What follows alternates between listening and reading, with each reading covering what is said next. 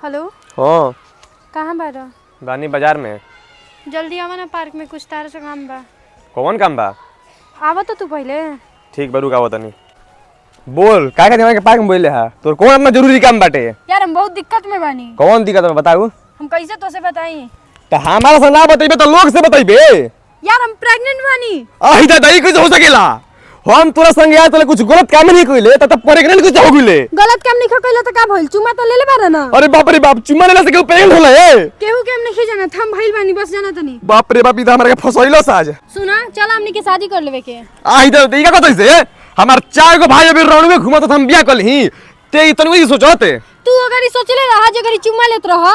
हम त ई सोचता नहीं कि ते चुमा लेला से कैसे प्रेग्नेंट हो गइले। हम हो गई नी। सुन, हमारा भी एगो उपाय बा। का हो? सुन, हम तोरा दवाई दे दो, हम ते दवाई खा लिए एकरा बाद हमनी के पाप से सारा टेंशन खत्म हो जाई। ना ना ना ना, हम ई पाप नहीं की कर सकत। सुना, तारा के एक दिन के टाइम देता नहीं, एक दिन में तू सोच के बताओ। अभी के दिन हम घरे जाता नहीं, ठीक बा? सोच के बताई हा। भाई रे, का रे? बड़ी हम परेशानी में बानी। कौन परेशानी बताओ? हमार माल हो गेल बिया प्रेग्नेंट, कहती है बियाह करे के। हाँ तो माजा मरबा तू तो बियाह के करी, हम के तू ही माजा काम वाला रही, खाली हम चुमे तो ले ही नहीं। भाग पहुंचो, चुमा से प्रेग्नेंट हो गई। ऐसा देखी जा ना 2026 में चूमे से एक घड़ी प्रेग्नेंट हो जाता है। हो गेल सिस्टम हो गइल का? सारा बात कही के चुप। बैग बहन छिनेरा।